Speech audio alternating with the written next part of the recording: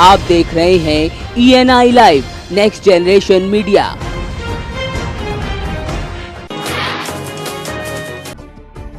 नगर निकाय चुनाव के लिए अध्यक्ष और पार्षद पद के प्रत्याशियों के पक्ष में जनसभा करने के लिए सीएम योगी फतेहपुर पहुंचे। यहां सीएम ने कहा कि प्रदेश में 1.5 लाख पुलिस भर्ती बहुत जल्द होने जा रही है, जिसमें जात पात के आधार पर भर्ती नहीं की जाएगी। जिसमें काबिलियत होगी वही पुलिस भर्ती के दौरान नौकरी पाएगा। पूर्व की अखिलेश सरकार पर निशाना साधते हुए उन्होंने कहा कि पूर्व की सरकार ने पुलिस भर्ती के नाम पर लूट की, लेकिन उनकी सरकार में ये सब नहीं होने दिया जाएगा। हम लोग नौजवानों के लिए नौकरी लेकर के आ रहे हैं। लगभग 1.5 लाख पुलिस के कांस्टेबल और सब इंस्पेक्टर की भर्ती की प्रक्रिया हमारी प्रारंभ हो रही है। दिसंबर में हम लोग पहले भर्ती की प्रक्रिया प्रारंभ करने जा रहे हैं, जिनमें 42,000 पुलिस कांस्टेबल और 5,000 पुलिस सब इंस्पेक्टर की भर्ती होने जा रही है। ये भर्ती पिछली भर्ती की तरह नहीं होगी, ये भर्ती पारदर्शी तरीके से होगी, योग्यता के आधार पर होगी, चेहरा और जाति देख करके नहीं होगी। और इसलिए मैं आह्वान करूंगा नौजवानों को कि भर्ती की तैयारी करिए। उत्तर प्रदेश पुलिस आपकी भर्ती का इंतजार कर रहा, आपका इंतजार कर रही है। आप आइए, ईमानदारी के साथ भर्ती की प्रक्रिया में सहभागी बनिए। उत्तर प्रदेश के नौजवान को दर दर की ठोकरें नहीं खानी पड़ेगी। उत्तर प्रदेश के नौजवान के साथ कोई जाति के आधार पर, किसी पंथ और मजहब के आधार पर कोई भेदभाव नहीं कर पाएगा।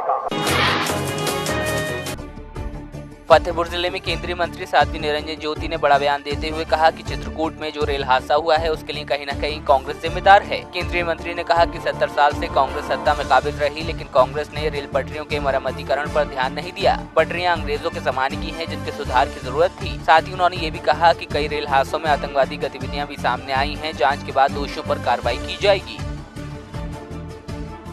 तो मैं ये कह सकती हूँ, दुर्घटनाएं जो हो रही हैं, ये दुर्घटनाएं नहीं होना चाहिए, लेकिन ये तत्काल अभी की नहीं है। अभी तो 3.5 साल हमारी सरकार का हुआ, उसके पहले 70 साल में 3.5 साल ये अटल जी के 6 साल छोड़ दिया जाए तो पूरी की पूरी सरकार कांग्रेस की रही है। तो कांग्रेस के तो मैं ये कह सकती हूँ कि मरम्मतीकरण के अलावा जो नई रोडें बिछाई जा रही हैं रेलवे की, वो अब तेजी से काम हो रहा है, क्योंकि पुरानी ट्रेनें, पुराने पटरियां, इसके कारण कहीं ना कहीं दुर्घटना हो सकता है।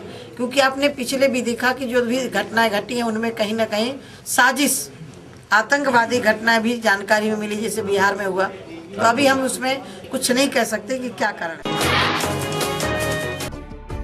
सीएम योगी आदित्यनाथ नगर पालिका परिषद और नगर निगम के भाजपा प्रत्याशियों के समर्थन में चुनावी जनसभा को संबोधित करने झांसी पहुंचे। यहां सीएम ने कहा कि बुंदेलखंड एक अहम क्षेत्र है, लिहाजा यहां विकास कार्य किए जाएंगे। उन्होंने बुंदेलखंड के 7 जिलों में बड़ी गौशालाएं बनाने की भी बात कही। वहीं सीएम ने पूर्व की सपा सरकार को भी निशाने पर लिया। झांसी के चिरगांव में पुरानी रंजिश के चलते स्थानीय बीजेपी नेता पर गांव के ही एक युवक की पीट कर हत्या करने का आरोप लगा है। बताया जा रहा है कि युवक को इतनी बेरहमी से पीटा गया कि उसने मौके पर ही दम तोड़ दिया। फिलहाल परिजनों ने पुलिस को पूरे मामले की तहरीर सौंपी है।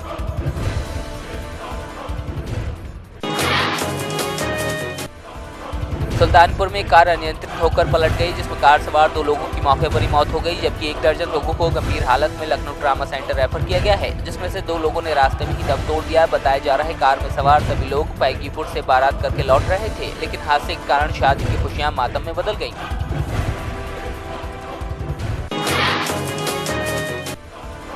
बरेली के आंवला स्थित वजीरगंज रोड पर मुठभेड़ के बाद पुलिस ने 2 बदमाशों को दबोच लिया। बदमाशों के पास से पुलिस ने हथियार समेत अन्य सामान बरामद किया है। पुलिस की माने तो आरोपियों पर लूट समेत कई आपराधिक मामले दर्ज हैं।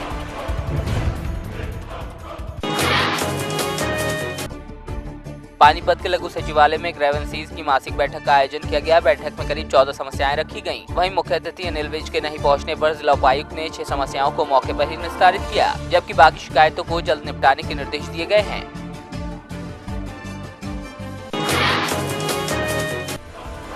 थाने की भिवंडी में 4 मंजिला इमारत गिरने से उसके नीचे दबकर एक महिला की मौत हो गई, जबकि 4 लोगों को सही सलामत बाहर निकाल लिया गया। बिल्डिंग में 20 से ज्यादा लोग रहते थे। 3री मंजिल पर रहने वाले एक शख्स ने बताया कि अचानक बिल्डिंग में दरार पड़ने लगी तो सबको बाहर निकलने को कहा और 2 बच्चों को भी बाहर निकाला। जैसे ही बाहर आया बिल्डिंग भरभरा कर गिर गई। फिलहाल एनडीआरएफ की टीम राहत और बचाव कार्य में लगी हुई थी।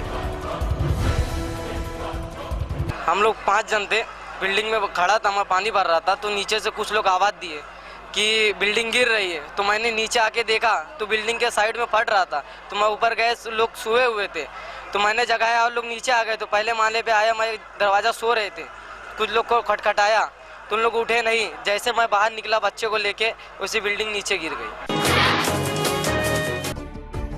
परप्रांतियों को व्यवसाय से रोकने के लिए राज ठाकरे की मनसे एक बार फिर मारपीट पर उतर आई है। ढाणे में मनसे ने उत्तर भारतीय मछली विक्रेताओं को निशाना बनाया। मनसे कार्यकर्ताओं ने मछली विक्रेताओं को न सिर्फ पीटा बल्कि उनका सामान रास्ते पर फेंक दिया। मनसे कार्यकर्ताओं की इस गुंडागर्दी पर राज्य सरकार मूक दर्शक बनी हुई है।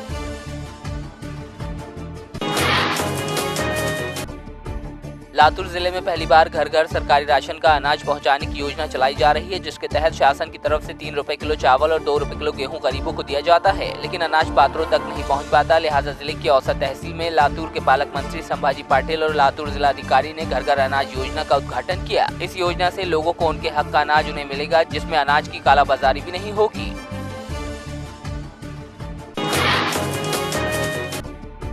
प्रदेश के सीएम शिवराज सिंह चौहान धार के मनावर पहुंचे। यहां उन्होंने मुख्यमंत्री स्वरोजगार, कौशल उन्नयन और हितग्राही सम्मेलन में हिस्सा लिया। इस दौरान उन्होंने मनावर जिला बनाने की मांग को दरकिनार कर दिया, तो वहीं अस्पताल उन्नयन की बात भी आश्वासन पर अटक कर रह गई। इसके अलावा सीएम ने अन्य विकास कार्यों का लोकार्पण किया, तो वहीं विशाल रोजगार मेले का भी आयोजन हुआ।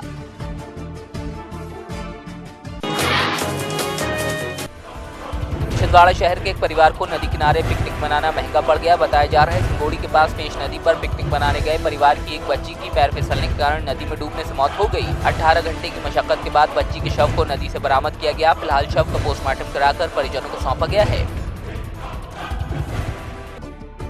छिंदवाड़ा में स्वच्छता और स्वस्थ रहने का संदेश देने के मकसद से 5 किलोमीटर लंबी मैराथन का आयोजन किया गया। मैराथन में अभिनेता मुश्ताक खान और फैजल खान ने शामिल होकर स्वच्छता का संदेश दिया।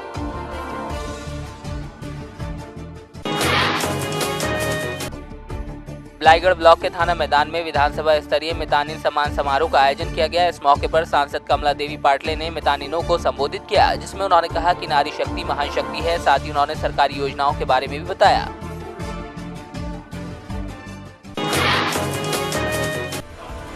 कोरिया जिले के चिरमिरी में एससीएल के पौड़ी सब स्टेशन में शॉर्ट सर्किट के कारण ट्रांसफार्मर में अचानक आग लगने से अफरा तफरी मच गई। आग की लपटें देखकर आसपास के घरों को खाली करा दिया गया। मामले की जानकारी मिलने के बाद दमकल की गाड़ियां मौके पर पहुंच गई और बड़ी मशक्कत के बाद आग पर काबू पाया गया।